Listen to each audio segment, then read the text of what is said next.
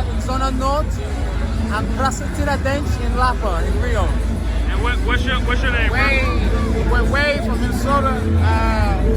Man, gotta be out with it. And if you're new to the city, you gotta come here, man. And if you're here on a Tuesday, you need to go to Canastra in Copenhagen. So on different days of the week, what's the best area? Is Lapa the best area pretty much every night? Lapa's good on the weekend. But really, you want to try to expand. Like Central got good spots too. Central? Yo, what's up with it, y'all? It's JD, Travelsthenix, and I'm back with another quick video.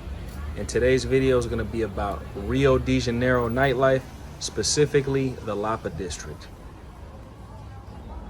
I got out to the Lapa District around 7 p.m. The plan was to go check out the steps, which are pretty famous there. So if you guys ever seen that old school Snoop Dogg video with Pharrell, he's got a video there where they're at these famous steps with all these different colors, and they're like kind of like mosaic tiles. I would definitely recommend go check it out, go take some pictures. That's what I did. But after I checked out the steps, what I did is I went and I grabbed a bite to eat and grabbed a beer. I got some pizza and some beer. It's around 7, 8 o'clock, so I decided to just do a little bit of walking around. It's pretty chill at first. Mostly people just sitting around enjoying each other's company, grabbing a bite to eat, grabbing a quick drink. You see people walking around, but it wasn't overly crowded. But as the night went on, I went back home, or I went back to my Airbnb, that is, got changed, took a shower, came back over to the Lapa District, and as the night went on, it got super packed. Streets were packed, people everywhere. Bars had lines around the block to get in. Clubs had lines around the block to get in. Hella people outside drinking, chilling, music playing outside, people dancing outside. Great environment. So I went into a few different spots. The first spot I went into was a funk club, and like I mentioned in the previous video about Sao Paulo nightlife, funk is kind of like their version of hip hop. It doesn't really sound too much like hip hop, but I would just say that type of music is the same type of vibe as hip hop in the club. You got women twerking, people do a lot of the same type of dances and all that type of stuff. So if you like hip hop clubs, you probably will like funk clubs. So I recommend to go into a funk club, but also I hit up a couple samba bars, and samba bars are way more chill. Although it was really packed in the samba bar, people were in there dancing, you know, kind of slow dancing, people chilling, having a drink, everybody gathered around the dude who's playing live music. So it's a pretty cool spot. Now also, if you're in Lapa, honestly, you don't even really need to go into any bars or clubs, because just walking down the street is pretty much like a bar or a club. You got so many people outside. If you are a single man, single dude, and you want to meet some women, you can just approach women on the street.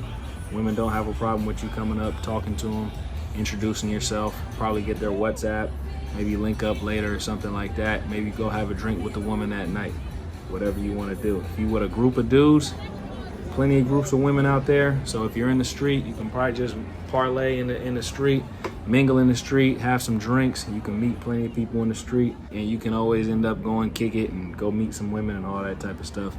I got a bunch of girls' WhatsApp numbers when I was in Lapa, just going around testing my mouthpiece, and some of the women didn't even speak English, but you know, there's ways around that. But like I always say, it's better to know how to speak the language there.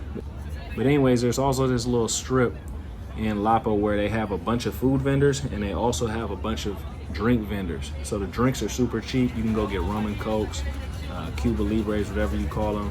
You can get the caipirinhas. I was getting the caipirinhas just because I was in Brazil.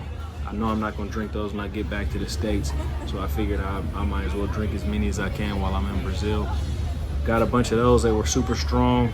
They were like between 5 and 8 Brazilian reais, and in US dollars, that's like between basically like $1 or $2. And these are, the small one was like 5, and the big one was like 8. So that's like $2 for, like, I would say it's almost a 20-ounce drink. So you really don't need to spend that much money. You can get a cool buzz going. Also, they had a bunch of different food options.